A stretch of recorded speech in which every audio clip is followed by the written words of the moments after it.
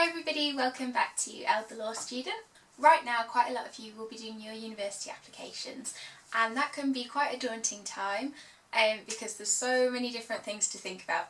So I went onto Instagram and I asked all of my followers if there was anything that they would like me to have a chat about and answer any of their questions. We've got quite a mix of questions. A lot of them were about personal statements. I got about 10 questions all about personal statements. Some about the LNAT, some about how to pick universities, that sort of thing.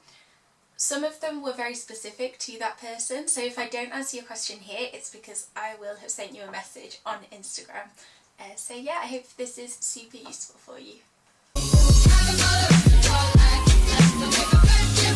So the first question is, how did I pick my college? So I picked Worcester really because it was so green and so lovely.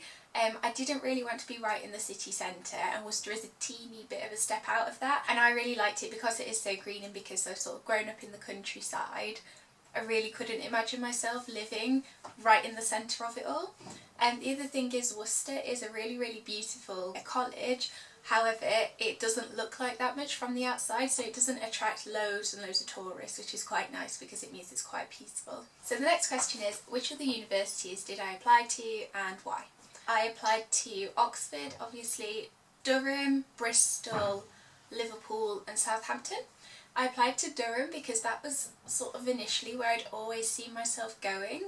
I really liked the different courses there. I could really see myself living there. I had never kind of aspired to Oxford before I did unique summer school. So for me, like, Durham was the highest that I could aim for, and that was always my aspiration. So I did apply there and got an offer, but yeah, for me Oxford was just sort of, I preferred it. Bristol was my insurance choice. I really liked Bristol because it seemed like such a fun city to live in. We have some family that live in Bath, so not too far away, and I just really liked the city itself. And yeah, it's quite difficult when it comes to law, I think, because to do a law degree you have to have a set number of modules to make it a qualifying law degree. So whereas if you're doing something like English, you might choose your university based on the course that they offer. It's quite rare that there's that much variation in law courses, so I had to mostly go on like the university itself and where I'd be living and that sort of thing. Liverpool, I picked Liverpool because it seemed to be a really fun place to live. I really love Liverpool as a city. I visit a fair amount. Liverpool was the closest university to home that I applied to. Finally, Southampton, I don't really know. I think I got their prospectus and it seemed quite good. I needed a fifth choice and I knew that they would give me a lower offer for doing an EPQ. So yeah, that's why I decided to put Southampton down, but I hadn't actually visited the university. I just went based on the prospectus. I didn't ever really see myself going there. It was sort of my backup option. The next question was, how did you prepare for the LNAT and how did you prepare for your interview? So the LNAT, I'm going to have to direct you to my LNAT video just because I spent so much time explaining everything on there, and it will take me ages to go into it in this video, so I'll link that down below. I've done 3 different videos, if you didn't know, on the LNAT, which is the Law National Aptitude Test. So have a look at those and that should be able to help you out. In terms of my interview, really I didn't know what to expect. I didn't know anybody who'd done an Oxford or Cambridge interview before. My teachers organised a practice interview in school, but it was really quite different to that. That was more of a job interview type thing, and that's not what the Oxford and Cambridge interviews are like at all. In hindsight, the advice I would give would be to practice being able to think out loud. So quite often they'll give you a problem that you have to solve and you're not necessarily supposed to be able to solve it. However, they do want to sort of see your thought process, see if you work in that tutorial environment. So just practice being able to think out loud and being able to identify the exact bit of a problem that you're stuck on, because that's not a skill that a lot of people naturally have. Make sure you really know your personal statement. I've spoken to quite a few tutors who have said that in the past they'll begin their interview by asking a question about the personal statement say about a book that somebody's read, and the only reason that they're doing that isn't to catch them out, it's literally because they think, oh, if this person's put this book on their personal statement, they must want to talk about it, this is their opportunity to shine, and then it's very clear that that person hasn't read the book. So know your personal statement and make sure you haven't lied on your personal statement, and if you have lied on your personal statement and it's too late, then make sure you change it around, so make sure you do actually read what you've put on it. But just in general, be honest on your personal statement. I'm not sure why you wouldn't be. Now we've got a whole list of personal statement questions, so I'm thinking about maybe doing a personal statement dedicated video. Let me know if that sounds kind of helpful. But the first one is how to start your personal statement, and I remember being quite daunted by the idea of beginning that personal statement because it's really built up into a massive thing.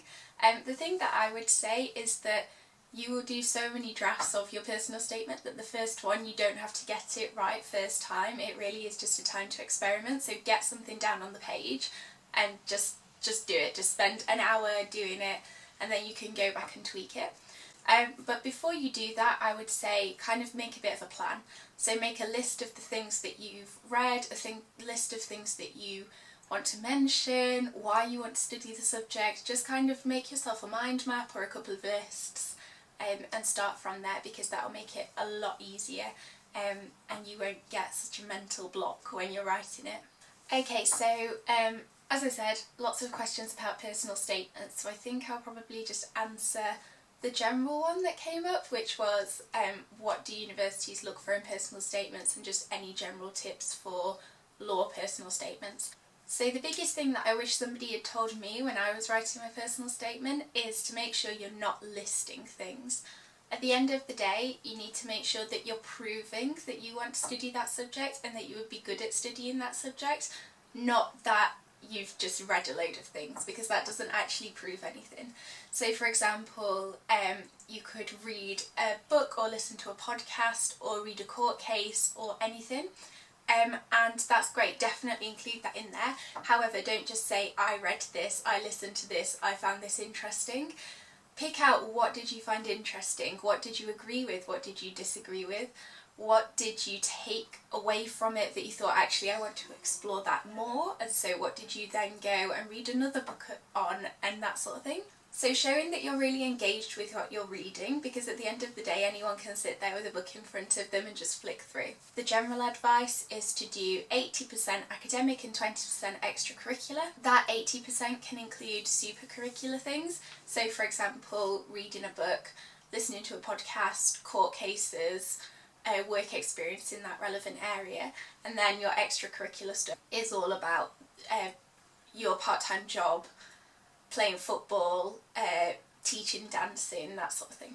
Okay, so I'm going to end it there. I did have a lot of questions, but as I said, I've answered quite a few via direct messenger, and quite a few of them were quite similar as well. If you do have any more questions, I'm more than happy to answer them. So send me a message on Instagram or comment down below, and if I get enough comments and enough questions, I'll just make a part 2 of this. So I'm more than happy to help. Thanks for watching this video. Best of luck in your applications if you're starting those this summer, and let me know how you get on. Bye.